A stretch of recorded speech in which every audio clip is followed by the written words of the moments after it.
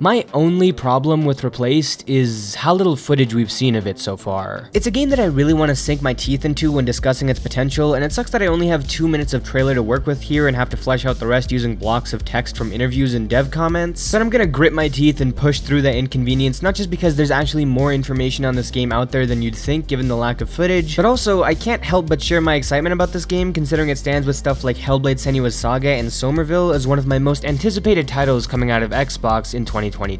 Replaced is an upcoming game from Sad Cat Studios, dropping day and date on Xbox Game Pass, and is described as a 2.5D action-adventure game. I think given this is the most impactful part of the game that we've seen so far, the best place to probably start when talking about Replaced is its 2.5D nature, and in a broader sense, its art style and direction. The game apparently has gone through a few phases since it began development in 2018, initially starting as a 2.75D game akin to Fez, where the perspective would frequently change as you went along, always being 2D with a fixed camera, but showing depth through that perspective swapping mechanic. After a while, that idea was scrapped in favor of a more straightforward but still dense and complex visual style, where the fixed camera perspective does fall in line with your typical 2D side-scrollers, but the density of the background and the full 3D models that occupy the screen make the world more realized, alive, and grand. Plenty of people have marked the similarities between this game's art style and that of The Last Nights, a game that was announced years back and has gone radio silent since, to the point that a lot of people actually thought that Replaced was literally that game with a new name. I guess you could say the name was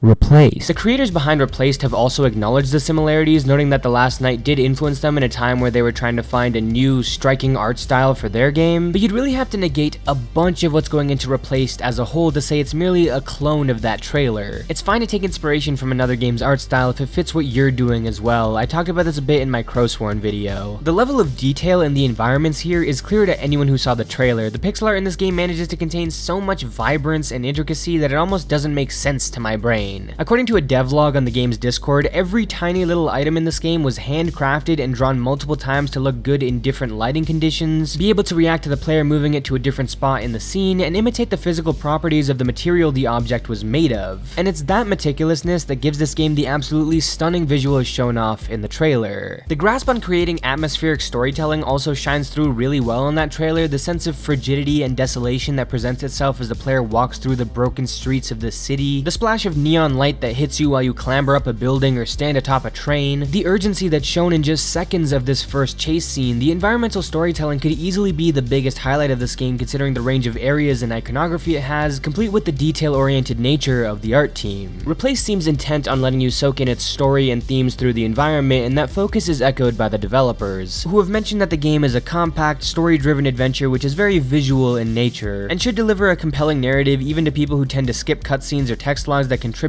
to the world building. While speaking with The Escapist, the founders of Sad Cat Studios mentioned that they first conceptualized this game as a straight cinematic platformer, citing influences like Another World and Flashback, as well as Inside, games that are less about combat or action in general and more about letting you experience the world that they've created, as they put it, by simply getting from point A to point B. While the studio talks about their love for games of that nature, they also mention how they wanted to be a bit riskier and create something more complicated than their initial scope. Eventually, they started implementing more action elements into the title, but since the beginning, story and atmosphere was a major element of this project. And a member of the team actually responded to me on the Discord saying that the game will run for about 6 hours in an effort to make it as impactful as possible and not drag its feet slowly through a bloated narrative. Although we haven't heard too much about the actual plot of this game, we do know that the protagonist is an AI trapped in a human body, and the game will focus on themes that revolve around artificial intelligence and the idea of freedom versus security. Sad Cat Studios comes from Belarus, and the team seems to be using their experiences living in that country as a base inspiration for some of the ideas here, but being careful to do it in a way that's ultimately subtle and thoughtful rather than heavy-handed and obtuse. The game's ideas of how much of your freedom you would exchange for comfort and ease of living are the topic of endlessly interesting discussions that have been around since, like, the beginning of civilized culture, and I'm really interested to see how some of these ideas shine through considering the people that work at this studio, their experiences are so different from my own, and I want to see how that could lead to potentially different conclusions on these topics. No less interesting is how they're tackling tackling concepts around singularity, AI, and as they put it, creature if it has to play by the rules of a meat bag. How deeply the game explores these themes is obviously yet to be seen, but the ideas behind them and the brief glimpses we've seen of how they shape the world around you are really cool. And I can't wait to experience this story when the game releases. It looks like they want to keep it pretty tight-lipped until then to avoid spoiling anything. As far as gameplay goes, I honestly think this is the finishing touch that this game needs to really stand out. We've gotten a ton of amazing cinematic platformers, and another one in that roster would be very appreciated. That genre can be taken so many places. But to have a game that focuses on that kind of stuff and also focuses equally on flashy action is a great potential gateway to this genre and can help new players feel engaged as they go through the world. For Traversal, a big constraint was apparently the very thing that makes this game initially stand out, its art style. As the studio's co-founder has mentioned how creating this pseudo-realistic, highly detailed pixel art set in a retro-futuristic dystopian world means that it would be kind of silly to incorporate the kind of movement you see in a game like Celeste or even Hollow Knight, which meant that the focus was put more on creating fluid, realistic, contextual traversal that lends itself more to the idea of exploration than it does to complex platforming. Apparently the traversal was overall harder to implement than the combat just because it had to be so specifically tailored to what they wanted for this game, and the number of animations needed to make it look good was pretty high, but we've seen the tiniest bit of this as well, and from what we can see, that hard work absolutely paid off. The emphasis on exploration has been made apparent by the inspirations that pop up over and over in interviews. A surprising amount of these being 3D action-adventure games like Uncharted, Prince of Persia, and Batman Arkham, and personally that interests me quite a bit. That is not a shabby list of inspirations that they just listed. The last of those 3 games seems to be the biggest contributor of how they modeled their gameplay. They describe their combat as having a magnetism to it. You fluidly move from one person to the next, almost sticking to enemies. And there's a core system of attack, counterattack that pervades through it all. It's clear from these interviews that the intention here is for Replace to have its own version of the combat style that Arkham made popular, and they've mentioned how the game will play much more like that than it will something like Blasphemous, Hollow Knight, or Salt and Sanctuary. It's not a 2D Souls-like, it's a 2D Arkham-like. One thing they mentioned that made this a bit harder to pull off in 2D than it is in 3D is that you limit the possible animations and the free-flowing nature with the fixed camera, something that they needed to work around to still have the combat feel fun. But one thing that the trailer shows is very much a positive with the fixed camera is that you can use that camera a bit more creatively than you can in 3D games. A lot of 3D action games will have a hard time being both cinematic and allowing you to follow your character well. You always wind up with weird camera pans and animations that you can't see properly because they're partially off screen or the camera gets stuck somewhere or it's covered by an object, but here it's a lot cleaner, a lot more controlled, and able to be a lot more involved. It moves with your player really dynamically, it tilts and shifts. I think they could make up for the shortcomings of this style of game by using some of the constraints to their advantage, and it seems like they're doing just that. Your progression isn't going to be anything too fancy, it's just learning new abilities and the like as you go along, which I think is good for a game that's on the shorter end of things, and you apparently have a transforming weapon which turns into things like an energy pistol and a baton. The idea of having a transforming weapon apparently allowed them to create really fluid attacks and have a way to string abilities uniquely, and overall I just find a lot of these ideas that they're presenting, from the look to the story to the gameplay, to be incredibly well thought out and interesting. I've noted this before, but I think one of the best things that a developer can do, especially a smaller developer, is to share the process of making the game and how their ideas came to be. It shows the difference between a game that's just thrown together and one that went through a bunch of iterations, slowly crafting a cohesive project even if it meant scrapping some ideas or having to do a lot more work on tiny details. It's also helpful when the developer shows a clear passion and communicates well with the community. These guys are really active on their Discord. They aren't shy about letting fans into the creative or marketing process a little bit. They have a good sense of humor. This is just a studio that you can't help but root for, making a game that you can't help but be interested in. Once again, according to the Discord, the game will most likely be coming out later in the year, and they're planning on at least one more trailer level feature before that happens. As far as indies go, if you watch my channel, you know this is one of my most anticipated games of the whole year, and I'm really wishing all the best for Sad Cat Studios on this game's release. As for the scouting report on this game, here it is.